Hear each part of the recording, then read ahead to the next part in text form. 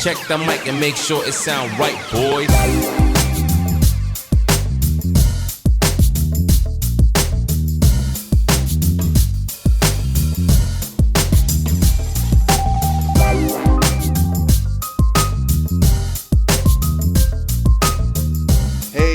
Culture Fiend coming at you. I just want to say that I am back. I was gone for quite a long time. Very years, as a matter of fact. And I'm back though now. I brought the blog back. It's popculturefiend.com. And it's a place where we highlight, remember, reminisce, and discuss all things pop culture. So all those fun things, movies, television, books, art, photography. So check it out. It's popculturefiend.com. The YouTube channel is The Pop Culture Fiend, and I'm on Twitter at Pop Culture Fiend. Okay, so this is my first go round doing what I'm going to call a audio blog. Okay, so it's not a podcast; it's an audio blog. All right. Everybody and their Aunt Joan has a podcast these days. Okay, and so it's nauseating, as a matter of fact. And I think any knucklehead with a cheap microphone and a laptop can do a podcast. And so that's what's happened. So I don't want to be sort of lumped into that category. But at the same time, I do want to experiment a little bit with doing what I'm going to call an audio blog. So for this episode, we're going to be talking about the streaming wars. And honestly, when I did my notes for the article that I was going to write about this, I had 9 pages of notes. Not, written out everything that I was going to post, but just 9 pages of notes. And so I got to thinking, let's do this in a spoken format. And so I'm going to play around with this and see how it goes.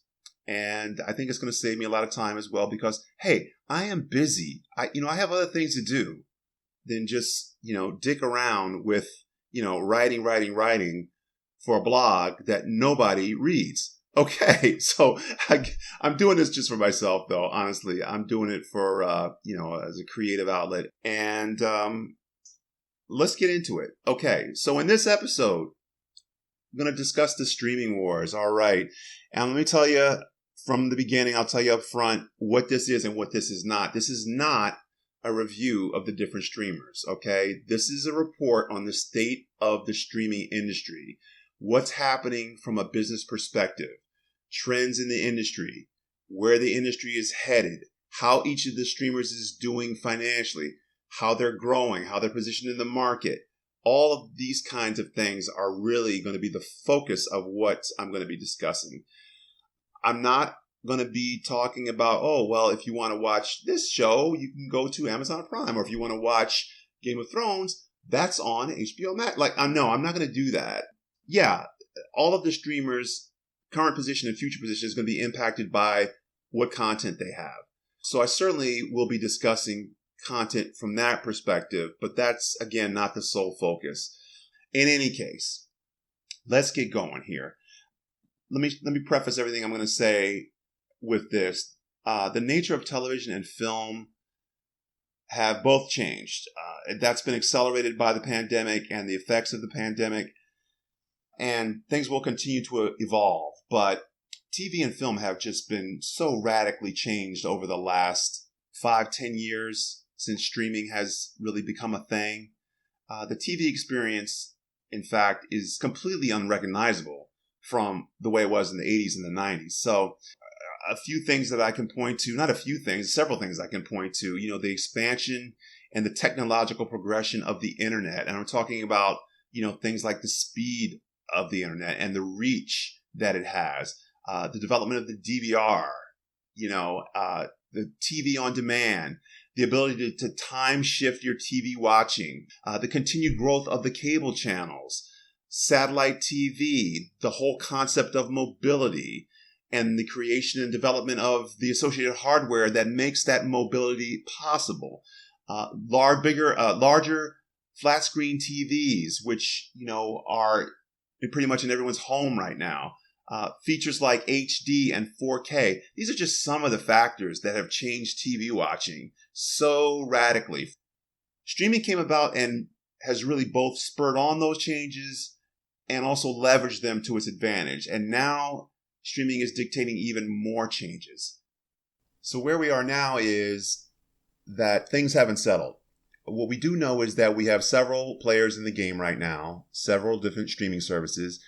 And not that long ago, this entire streaming world belonged pretty much to just Netflix.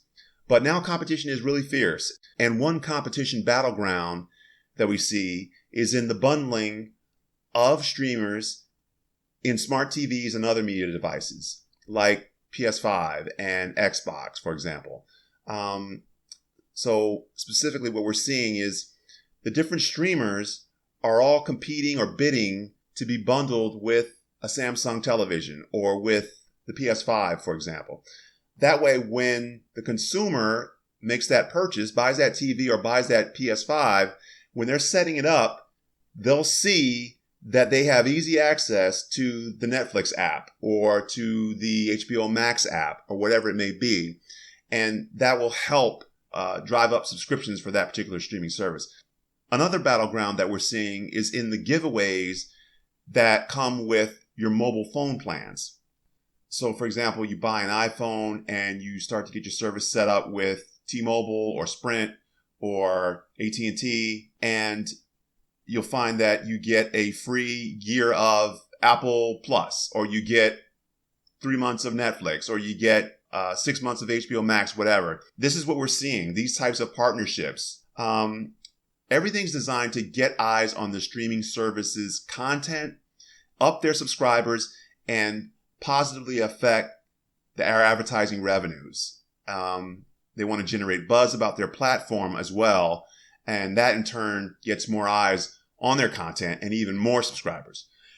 So let's get into it now. What's the status of the streaming world right now? Who are the major players? What moves are they making? And who's winning the streaming war? Who's going to be around in 5 years from now and who is not? So let's talk about the individual streamers one by one. So I'm going to start with Amazon Prime Video. Prime Video, I want to make that distinction there because Amazon Prime is a separate thing. So Amazon Prime has about 200 million subscribers globally. And the thing is, Prime Video comes with your Amazon Prime subscription. So that means now you have Jeff Bezos, who's the head of Amazon, telling us that 175 million people have used the Amazon Prime Video service.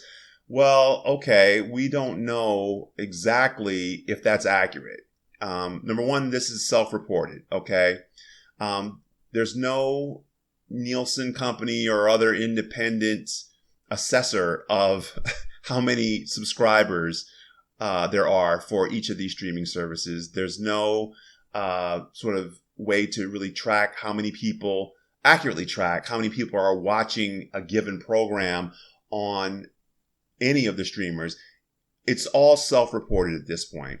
And you have to remember that Amazon is a public company and they have a quarterly report that they have to do 4 times a year. And they want to make themselves look as strong and successful and profitable as they can. So they're going to, spin the numbers in any kind of ways that will make them look good. So here's a more solid number for you. There were 50 million Amazon Prime subscribers added during the pandemic, okay? So again, Amazon Prime Video comes with your Prime subscription. So we don't really know how many people are really using the service because of that sort of overlap there. The big news with Amazon over the last few months here has been their purchase of MGM. And with that MGM purchase, Amazon acquired a lot of content, including the James Bond films, the Rocky franchise, Silence of the Lambs. But I do want to point out that all the classic MGM films, so we're talking like Gone with the Wind, The Wizard of Oz, Singing in the Rain, those all belong to Turner, who bought those rights in 1986. So today, Warner Media, which is part of AT&T, owns Turner and that MGM film library. In any case, this was a really good acquisition for Amazon. There's a lot you can do with the James Bond character. I could see them coming up with a series that sort of covers young James Bond, how he was recruited or how, going through training to become, a 00, something along those lines. Also remember that Amazon is moving into video games, and I can remember a really good James Bond video game called GoldenEye. That was on the Nintendo 64, I think it was. One of the most popular video games maybe of all time. So I could see them doing something again with the James Bond character in a video game format. Other promising news with Amazon Prime is that Lord of the Rings franchise, man. I tell you, Lord of the Rings cost $500 million with a B for one season. So Amazon is coming out, if you haven't heard, Amazon is coming out with a Lord of the Rings series. They paid $250 million just for the rights to the Lord of the Rings. And then they're spending, again, $500 million with a B for the first season. So this is a humongous investment for Amazon. They have a lot riding on this. I'm sure it's going to be extremely well produced and extremely successful. But I'm just telling you that they spent a boatload. Amazon's so large and diversified, though, that the sky is really the limit in terms of the moves they can make. They can afford to pay out this much money. They own their own studios, Amazon Studios. So this is all, going to help them move, the way they want to move and become a more successful streaming platform, Amazon Prime Video, that is. It's the third or fourth largest company in the world, revenue-wise, Amazon is. So, that always helps. Last thing I'll say about Amazon is they've got some really great originals and acquisitions that they've put on their platform. They've got shows like Hunters, The Boys, Hannah, Transparent, Halt and Catch Fire, Black Sails, Outlander, Coming to America, Midnight in Miami, The Tomorrow War, which just came out, and that had a lot of buzz about it. And there's also in development, there's going to be a Jack Reacher series and a series based on the girl with the dragon tattoo. So they've got a lot there in the hopper. Again, a lot of good content.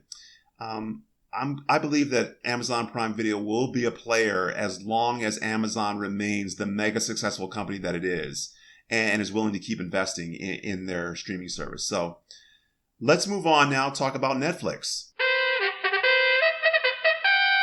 First thing you want to know about Netflix is that its stock has gone from $329 a share to $500 a share during the pandemic. That gives you a clue on how well they're doing over the last year or so. Netflix has 207 million subscribers. They added 4 million subscribers in Q1 of 2021. That's not that great a figure, but I want to throw that out there just to show you the comparison. In Q1 of 2020, they added 15 million subscribers. So 2020, during the pandemic, Q1 2020, they added 15 million subscribers. Same time frame, Q1 of 2021, they only added 4 million. So they're slowing down naturally because the pandemic is ending.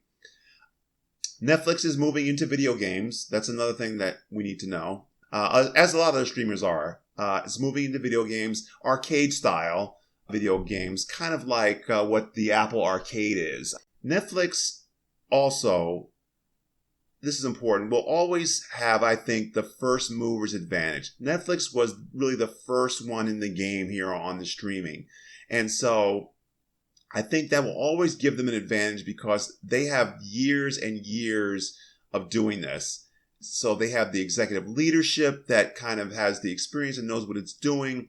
They've made the mistakes that many of the newer streamers, haven't had the opportunity to make yet and learn from. So I think that gives Netflix a little bit of an advantage in that regard. Netflix really arguably they have the best content of any of the streamers.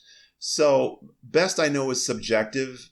So what I mean by best, I guess, is that I'm going by a measurement of the volume of content that they have and the diversity of the quality content that they have. So they have a lot of really good content in a lot of different sort of genres. They really have, I think, the most diverse selection of quality content. One disadvantage that Netflix is going to have to deal with is that it's not as robust as some of its competitors when it comes to having its own production studio and resources. So like I just mentioned earlier that Amazon has Amazon Studios where which they use to produce their own content. Netflix really relies on deal making and hired guns like Shonda Rhimes, who she came over after she was doing that show Scandal, and she's been creating shows for Netflix. And Ryan Murphy, another hired gun, he did American Horror Story. Netflix also has deals with Sony for first run of Sony movies after they leave theaters. So that's important to know. That's another, sort of well that they can tap. And in the pipeline for Netflix, we're looking at Bridgerton Season 2. They have a Marilyn Monroe biopic, Ozark's final season, The Witcher's returning, Stranger Things Season 4. And they just have, like I said, just a really diverse cross-section of series and projects in development. Everything from like a new Victoria Justice series to Master of Nuns coming back. Love, Death, and Robots. That's an animated anthology series. I've seen that. They just have such a diverse selection. There's something for everybody on Netflix. And when you think of streaming, again, this is sort of comes with being the first in the market there. When you think of streaming, you think of Netflix. So that's going to provide an advantage. All right, the next streamer that I'm going to talk about is HBO Max. HBO Max got in the game last year, 2020, and already has 44 million subscribers. They added 2.7 million in Q1. And compare that to the 4 million that Netflix added, and you can see that that's not bad. Again, the numbers can be a little bit suspect because AT&T stopped breaking out HBO versus HBO Max subscribers. They stopped sort of making that distinction, again, probably because they figured out a way to spin the numbers and make them look a little bit better, for those, board meetings and quarterly reports that they have to do. AT&T owns HBO Max, and AT&T has, shareholders and a board of directors that they have to, impress. The reason they stopped, the other reason that they probably stopped breaking out the HBO versus HBO Max numbers is because you get HBO Max automatically with HBO. So kind of like the Amazon Prime Video thing, it's like a throw-in if you want to look at it that way. All you have to do is activate your HBO Max subscription. If you already got HBO, just activate your HBO Max. So, just like the others, AT&T/HBO Max is being a little bit tricky with the numbers. They are predicting 150 million, again, combined for HBO and HBO Max, 150 million combined subscribers by 2025. I'm not sure if that means anything, but that estimate was bumped up from 90 million not too long ago. HBO Max has really big plans for expansion into non-US markets, especially Latin America. They made a big deal of this earlier this year in one of their quarterly meetings. The subscriptions for HBO Max rose very fast earlier this year due to its controversial same-day release plan. So if you have not heard, it was decided that a number of major releases, Godzilla vs. Kong, Wonder Woman 1984, Army of the Dead, were all going to be released in theaters and on HBO Max simultaneously. And this was very troublesome to the movie industry and many of their top, studio executives, studio heads. But the strategy really worked well for HBO Max. Wonder Woman 1984 did really well, as did Godzilla vs. Kong. Later on this year, you're going to see Suicide Squad, the new Space Jam movie with LeBron James, the Dune remake, the Many Saints of Newark, which is a Sopranos prequel. There was a big deal about the first trailer for that. These are big, big releases, the kind that draw new subscribers. And so, as I said, it worked really well, and it's probably going to continue to work. I subscribe to HBO Max for Wonder Woman 1984 and the same day release promise. So I'm living proof that, this was an attractive kind of strategy. Other high profile series and movies for HBO Max: The Flight Attendant, Those Who Wish Me Dead, the Allen versus Farrell documentary did well. So that's the original content. Let's really dive now into HBO Max's catalog content, I guess you can describe it. And in a word, it's vast. I mean, so follow this now. Warner Media, again, which is, sort of the parent company of HBO Max. Warner Media owns the following: popular syndicated series like Friends, The Big Bang Theory, Pretty Little Liars, South Park. They also own the DC movies: Batman, Superman, Wonder Woman, Justice League, Aquaman, the Watchmen movie, and the TV drama as well. Those DC CW TV shows: Flash, Supergirl, Arrow, Legends of Tomorrow, again, all owned by Warner Media. The Warner Brothers film catalog. So you've got, as part of that, the Harry Potter films, the Matrix movies, the Beverly Hills Cop series, the Bill and Ted series, plus oldies like Bringing Up Baby with Cary Grant. If you don't know who Cary Grant is, Google him. All of the TBS, TNT, and True TV shows. Everything that's on those channels. Impractical Jokers and Snowpiercer, for example. Rick and Morty and everything else on Cartoon Network. Boomerang. All those cartoons that you see on Boomerang. Anything you might see on CNN, because, oh yeah, Warner Media also owns CNN. And oh, by the way, the entire HBO catalog. And that is some of the most prestigious television of the last 30 years, folks. Game of Thrones, The Wire, Curb Your Enthusiasm, Veep, the list goes on and on. HBO has had a ton of really, really excellent programming. So what's in the pipeline for HBO Max? Well, speaking of Game of Thrones, how does a Game of Thrones prequel sound?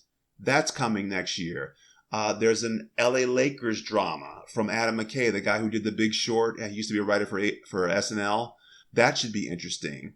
That's going to be a scripted series based on the Los Angeles Lakers of the 1980s.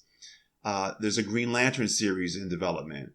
They're finally going to make a sequel to Wedding Crashers, and that's going to be on HBO Max. And a Garbage Pail Kids movie. Remember Garbage Pail Kids? That's from Danny McBride, the guy from Eastbound and Down. So HBO Max, to sort of sum up, is investing so heavily in content. And so far, it's working well for them. It's a serious player in this streaming war. I'm going to move on now to talk about Disney Plus. Disney owns premium properties. I mean, if this was Monopoly, Disney would be owning Boardwalk and Park Place, if you follow the analogy there. Disney's premium properties are Lucasfilms and Marvel. These are like crown jewels in terms of content. Disney also owns 20th Century Fox, but it's really all about Lucasfilms and Marvel. So obviously Disney also has its own catalog of old and new movies. They also own Pixar, and they own ESPN, ABC, ABC Sports.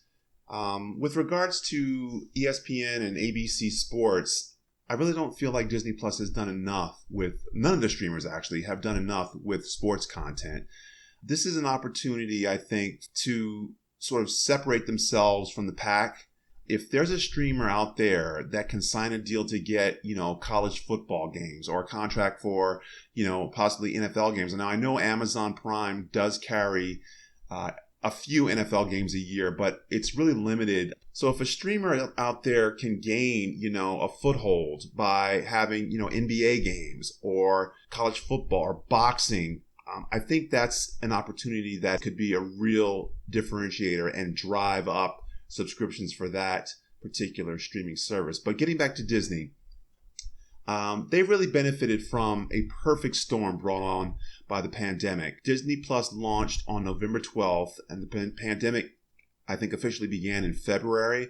So, I mean, what do you do when you're basically locked in your house and you're not going to work, the kids aren't going to school? What do? You plop them down in front of the television, you call up and you subscribe to Disney Plus, and you just let them sit there and watch, Frozen, because, their kids will watch this stuff over and over again. So as a result, Disney Plus has gained approximately 103 million subscribers in a very, very short time. That is astounding. So what's the appeal here? As I mentioned, it's the original content coming from those marquee brands, Marvel and Lucasfilms, i.e. Star Wars, and the Disney catalog as well. Disney Plus subscribers are there solely for the franchises that fall within those two brands. That's the draw. Disney Plus's non-Marvel, non-Star Wars content is actually fairly weak, but Disney Plus subscribers are literally going to lap up anything they get from, the world of Star Wars and the world of Marvel. That's what drove the success of The Mandalorian, Falcon and the Winter Soldier, WandaVision. Loki didn't do quite as well, I don't think, as those first three. But let me say this. I don't think that the reliance on really those two brands, Marvel and Lucasfilms, I don't think that really hurts Disney Plus. They're doing well cranking out the spin-offs right now and extending the previous content. So that's really the only thing that's moving the needle for them. I do want to talk about their Premier Access offering. This is an offering that allows you to watch first-run movies that are in theaters at home on Disney Plus. So, for example, Cruella and Black Widow were both in theaters, but they were simultaneously on Disney Plus. But the difference is you have to pay $30, $29.99 for Premier Access. They justify that by saying, well, hey, if you were going out to a theater, you would spend far more than $30, between tickets and popcorn and all that. Yes, Disney Plus, but you know what? I'm not in a theater. I'm sitting in my living room, and I'm not going to pay $30 to watch something on my couch, when I've already subscribed to the Disney Plus service. I think it's a bad move, especially in the face of HBO Max, which is doing the exact same thing, offering first-run in-theater movies, except on HBO Max, they're free. So I can watch Suicide Squad. I can watch, Space Jam: New Legacy. I can watch first-run movies in my living room with my HBO Max subscription. I don't have to pay extra. So I don't think Disney is going to get away with this, actually. I think this is probably going to go away as soon as we're fully recovered from the pandemic and everything is 100% back to normal, because I think $30 is way too high a price. The price point is way too high. So let's talk about now what's upcoming for Disney Plus.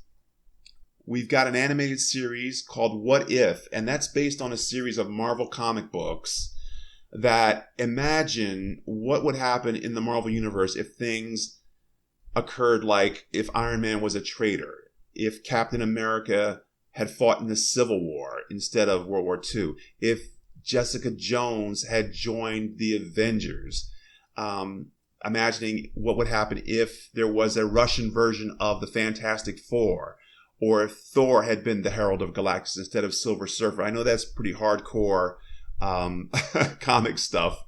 For those of you who don't follow the Marvel comics, you're kind of like, what the hell is this guy talking about? But this is a really interesting concept. It's an alternate universe kind of concept. You might have seen the trailer for it recently. It got a lot of buzz when it came out. That's coming down the pipe for Disney Plus. You've got a Captain Marvel spinoff. There's going to be a series based on Hawkeye from the Avengers. Yeah, just what everyone was waiting for. Everyone wants to see more of Hawkeye. Why would they do this? Yeah, exactly. We've got a She-Hulk series. Now that should actually be interesting. She-Hulk has not been explored enough on screen at all.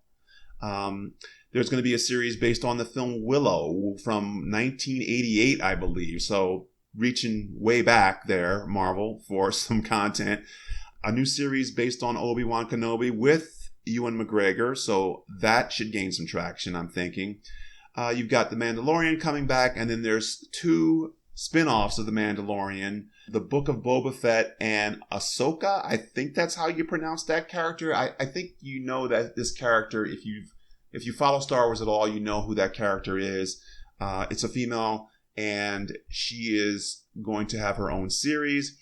And there's talk, I should say, I don't think this is official yet, but there's talk that the Orlando Calrissian series is in development, and that may be with Donald Glover or may not.